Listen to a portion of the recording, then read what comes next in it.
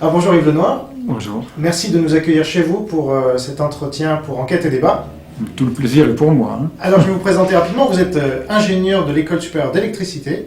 Vous avez fait votre carrière en tant qu'ingénieur de recherche à l'École des mines en mathématiques appliquées. Donc vous en êtes venu au nucléaire via un groupe interministériel sur les déchets radioactifs. C'était en 74-75. Et depuis, vous travaillez sur l'information sur le nucléaire et les questions nucléaires avec des associations amies comme les Amis de la Terre, comme Greenpeace et d'autres. Vous êtes président des enfants de Tchernobyl Bélarus, c'est ça? Et vous sortez donc un livre aux éditions Tatami qui s'intitule « Après l'accident atomique » et que vous tenez dans les mains. Le voilà. Un peu plus haut, pour qu'on le voit bien, voilà, rapprochez-le. Voilà. Donc il vient de sortir le 1er juin. Oui. De quoi parle ce livre? Alors ce livre est en fait la traduction d'un livre qui a été publié au Bélarus au début des années 2000, la première version en 2003. Il a été écrit par Vladimir Bamenko, qui est le directeur adjoint de l'Institut Belrad, qui s'occupe depuis, disons, le début des années 90 de l'assistance aux enfants et aux populations touchées par la contamination de Tchernobyl au Bélarus. Donc ils ont 20 ans d'expérience.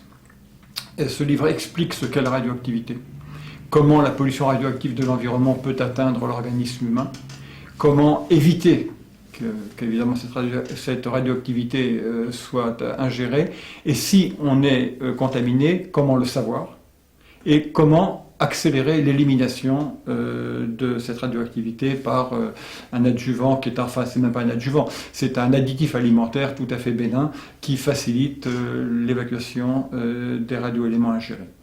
Donc ce livre-là a été traduit par une amie russe, une femme de lettres, et nous l'avons assorti d'un prologue et d'une postface qui le situe dans le contexte actuel des problèmes que posent Tchernobyl, Fukushima et la situation française qui est à la merci, évidemment, d'un accident du même genre. Alors justement, commençons par Fukushima, si vous le voulez bien. Oui. Ce livre, d'ailleurs, est sorti au Japon, où il y a eu un gros succès. Un très gros succès.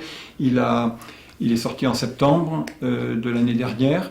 Il a tout de suite rencontré un succès en librairie tout à fait étonnant, puisqu'il a battu la biographie de Steve Jobs.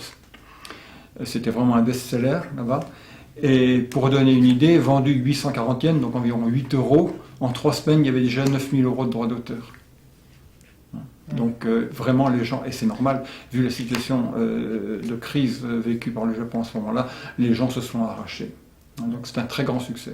Et alors ça a sauvé, vous diriez que ça a sauvé des gens, ce genre de guide? On ne sauve pas des gens avec un livre, simplement on les informe de comment faire pour éviter de se contaminer.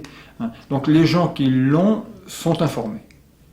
D'ailleurs l'auteur du livre insiste beaucoup, la base de la méthode de Belrad, c'est l'information.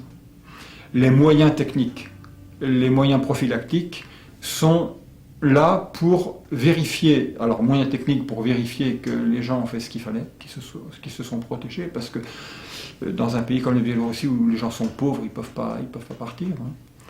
On les incite même à revenir, comme actuellement au Japon. Donc ils sont obligés de faire attention. Ils vivent dans un environnement qui est relativement dangereux, donc il faut faire attention à ne pas se nourrir n'importe comment. Et Belrad fait cette information et ensuite passe régulièrement avec des moyens de contrôle pour vérifier que les gens ne sont pas contaminés. Puis s'ils sont contaminés, on leur donne la prophylaxie qui facilite l'évacuation des radioéléments.